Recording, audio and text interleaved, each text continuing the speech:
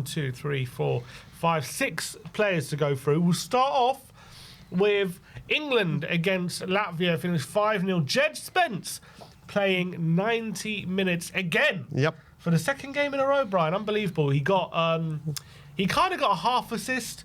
His cross led to an own goal. Doesn't count as an official assist, but it was a brilliant cross which led to the goal. And this moment here caught a lot of people by surprise. Let's bring the video on screen.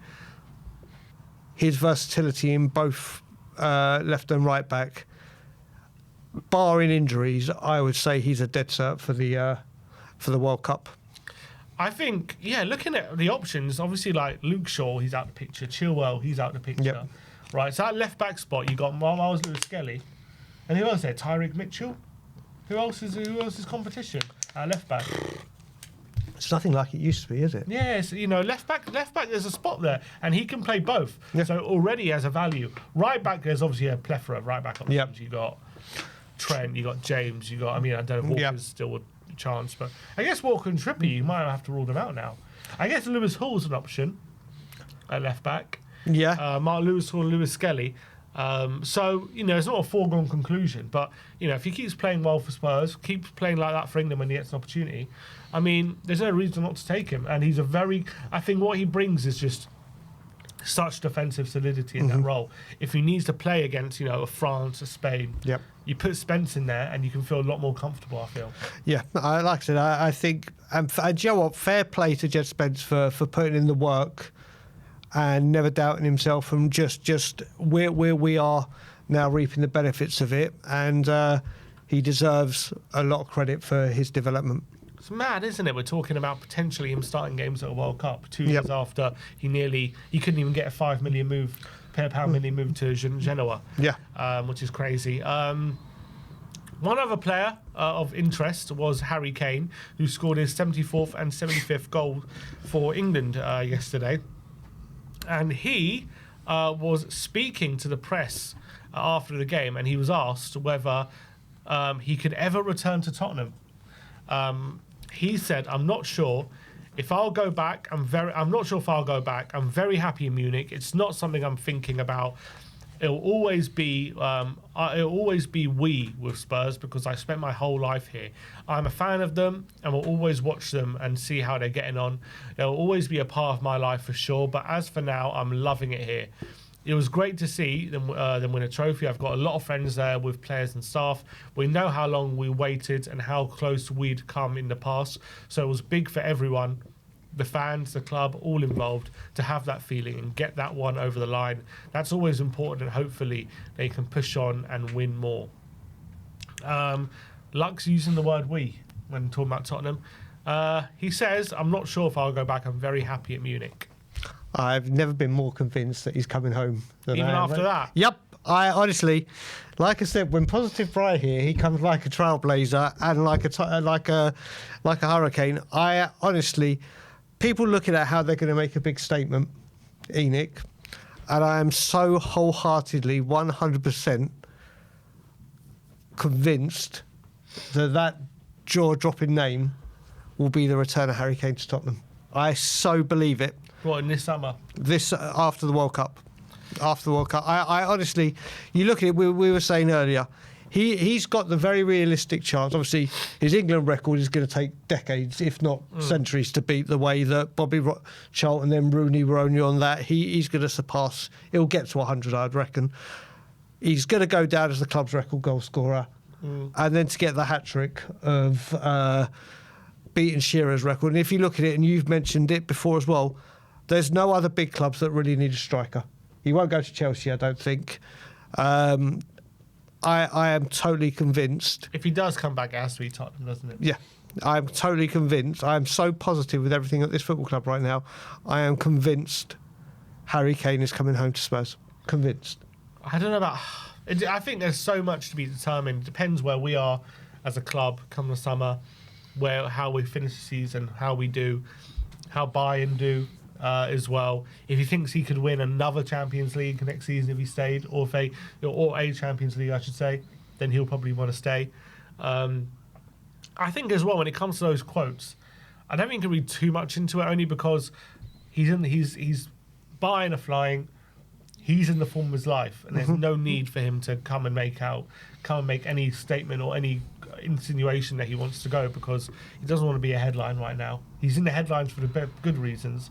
There's no point even hinting he would come back right now, because everything's going really well. So just keep it up, keep it that. And Kane's never been that kind of guy to make headlines anyway, in like that, pushing for a move. I know he did it one summer, but in general, he keeps himself to himself. He doesn't like to rock the boat, does he? Yeah. So I don't expect anything less.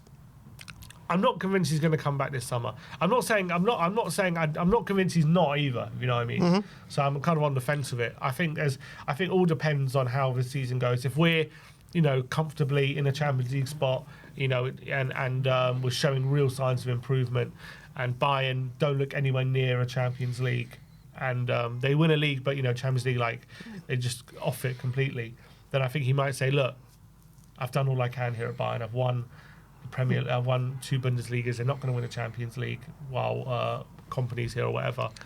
I'm going to go back to the Premier League and win that record. But if they get close, they get to a final or whatever, or they look like they could win it, I think he might say, I'll give it another year and I could actually win a Champions League. Because I don't think he's come back to Tom thinking, I could definitely win a Champions League there, is he? No, but... And he'll want to win that. He will want to win that. Bayern will be his last chance, probably. But then who knows, the way things go, and we'll see January, we'll see summer. Unless he does win it this year, then maybe he'll feel like my job's done. Yeah, but he could come back. Obviously, when he left, he said, match my ambitions, I'll never go. Maybe the new lot Tottenham won't just be gentleman's agreement and talking a good game. It will be actually putting on a good game. And we've got to remember, Harry Kane has done this with Spurs, but forget the Man City stuff. We're at October. He's not going to start dropping bombs in October and saying, here we go. He's not going to start rocking the situation. He's got no need to. He's got the whole season to go.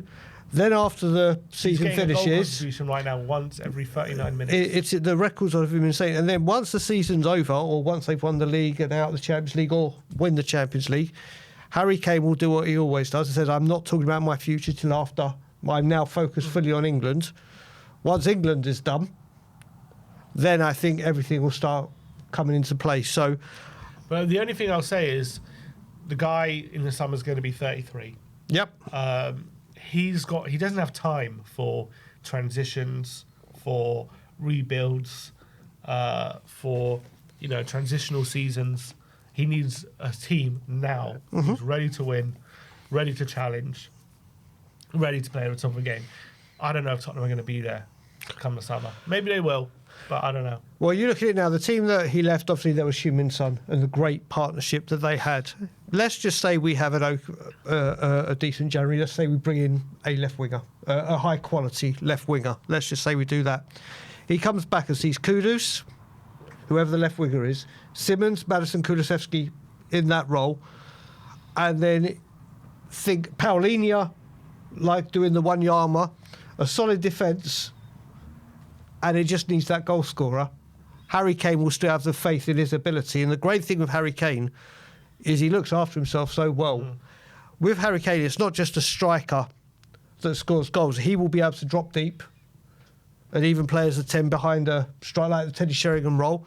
Later in his career, he can drop into midfield with his passing ability. The age for me with Harry Kane isn't as big a problem as it was for other players. He's got so much more he can do. You've seen it when players drop back from midfield to defence. I think he's got so much more he can offer to his game. The age isn't a problem for me because of his ability. The age is a problem for me is in terms of how he might see things at 33. He might not think, maybe I'll give it a year to see if Tottenham can challenge. No, he needs to be certain they're challenging, you know what I mean? Like, he doesn't have time to go. I believe he could be playing until his late 30s. Like Teddy easily. Did, didn't he? Teddy, Ronaldo. I think he could do that. Lewandowski, Benzema. Yep. I think he could do easily what they did. Yep. Up until his late 30s. But there's no insurance in that. At the end of the day, when the end comes, it can come very quickly, right? And it can come it can creep up on you, and like that, all of a sudden, you're not as good as you were very quickly. And I think all players know that. So as much as obviously he's going to do what is best to stay at his best, when you reach that kind of age, 33, time ain't on your side anymore, and you can't be waiting for rebuilds and these kind of things. And I'm just worried. Will this summer be a bit like a 1 year too early for a Tottenham move? But maybe not. Maybe we'll be ready to challenge. I think the team we're building right now looks stronger than the team he left. And also remember, we said, and we'll see where the season finishes. We'll see what happens with the new way we deal with transfers. But also remember, there's only one place where he can smash Alan Shearer's record, and that's the Premier League. Absolutely. So right. he might not come and say, he may not see Tottenham maybe winning the league in Germany and probably another league this year. He's got that monkey off his back that he's won trophies. So maybe now he can move forward and go, yeah, do you know what? I'm going to come back, hopefully get Tottenham success. They've won a trophy. Hopefully they'll start wanting to win more. We could win another one this season. Let's say we win an FA Cup this season and you see Spurs have won back-to-back trophies in 2 seasons. And then he thinks, right, I can get the Premier League record here. Look at the players around me to help me get it. I honestly think he's coming home. And I never have I wanted to be more right than I am with this statement. I really do think he could be on the verge of coming up. I think he comes home. And if he does... Not on the verge, I shouldn't have said that part. I think, obviously, we're talking October. I think he comes home. And if he does come home, then you have to say fair play to everyone at this football club that gets it done. Because let's face it, he will come back and he will demand to be on more than 200 grand a week, and rightfully so. And we shall see if that happens. All right, let's move on. We've got Palhinha played for Portugal in their 2-2 draw against Hungary. 90th minute equaliser from Dominic Szoboszlai denying Portugal a win, which meant they have to wait one more game to qualify for the World Cup. Palhinha got 20 minutes. He came on to see out the game, and they didn't. So he didn't do his job, I guess. Stats, not much to really... read into of his stats. He got 13 passes, 8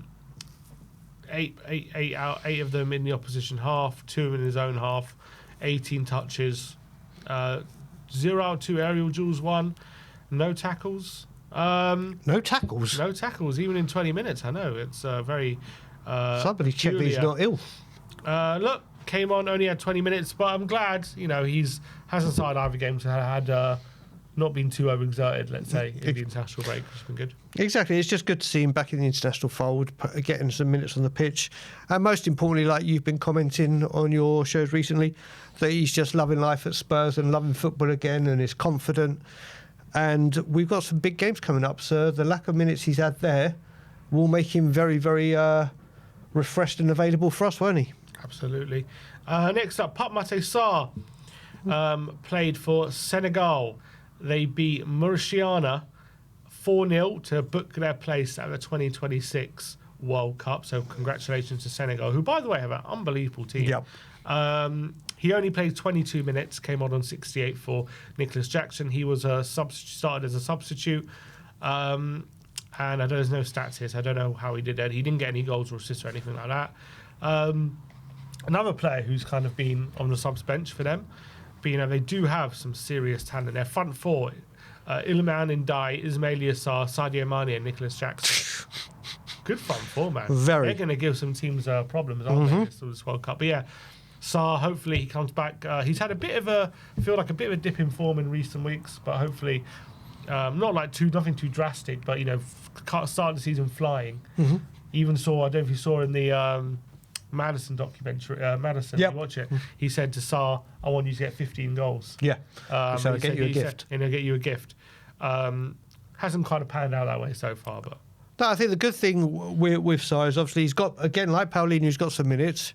He had those couple of games that it was a precaution. I think that was at the beginning of this break, wasn't it? It was West Ham. Was it West Ham and Brighton? No, it wasn't West Ham and Brighton. Brighton and whatever. He had a couple of games out. And... easing him back in. So he's got away for his country. They've qualified for the World Cup. He's come on as a sub. And now he comes back to Tottenham with more minutes in his leg. Absolutely. Next up, Pedro Porro played for Spain as they won 4-0. I think it was against Bulgaria Another 90-minute performance for Pedro Porro. That's two 90-minute performances for him in this international break. Another solid display. Created one chance on the day. 4 out of 5 long passes, accurate. One-on-one aerial duels won. Dominating that right-hand side again. Not as creative as he was in the previous game, but he has really cemented his spot as the number one right back for Spain now. And now, that just raises his profile, doesn't it, as one of the better right backs in the Premier League. Yeah, I mean, it's been a very good international break for Pedro Porro. He's had 2 very, very good games. And you look at it, and Spence as well, there is real competition for that right backs. But I mean, Destiny being back obviously leaves the pressure for the left back if he's available. But there is a real competition at right back now, isn't there? Yeah, the only thing is, the only thing I'd say about Porro is when's the guy ever going to get a bloody rest? Yeah, I mean, I think this guy, I used to call Pierre-Emile Højbjerg the Terminator, and when you cut him open, he's just metal, and I'm starting to think that maybe Porro as well. Yeah, and also he seems to play 90 minutes whenever he plays, and never comes off. Mm-hmm. When he did get a rest against Wolves, came on for the last half an hour because we needed him. Yep. The guy literally never ever gets like a proper rest, does he? Nope. So that's something we got to look into really and get prop, because he just look, to be fair, even last season he just endured, didn't he? Completely. And he just kept playing and playing and playing without getting injured. So maybe that's just how he's built. Lastly, Vicario and Udogie were unused subs in their 3-0 win for Italy against Israel. Manuel Solomon was on the other side, forced a good save out of Donnarumma early on, but unfortunately wasn't enough for him to get a goal. Italy ran out 3-0 winners, which means they will qualify ahead of Israel for the World Cup. But yeah, Vicario and Udogie both get rested over the international break. None of them didn't play any minutes. I mean, it is great. I would have liked Destiny to get a few more minutes because he has been progressing so well, and it would be good. But like I said, both come back unscathed and refreshed and ready to go for Spurs. So it seems as though that's the international break now over and out. It seems as though the only casualty has been Bissouma, who looked like he picked up a serious injury. Let's hope it's not too bad for Mali 2 days ago. But it looks like, fingers crossed, everyone's coming back with a full, clean bit of health, and maybe even might see Dragoshin return after the break. Yep, exactly. And I mean, obviously, it does look quite serious for Bissouma, but he's not got his full. He's not been a part of Frank's plans, as it's quite clear to see. So it's not great to see a player get a long-term injury, but it's not one that's going to affect Spurs in the first team aspect, because we're stacked and covered, and he hasn't really featured. But wish him well. All right, well, that is your international roundup. Let me know in the comment section below your thoughts on everything discussed today. Will Kane be returning this summer after his comments? And is Spence going to be starting for England at the World Cup? I was celebrating that with Richarlison in the comment section. Yeah, pigeon, yep. All right.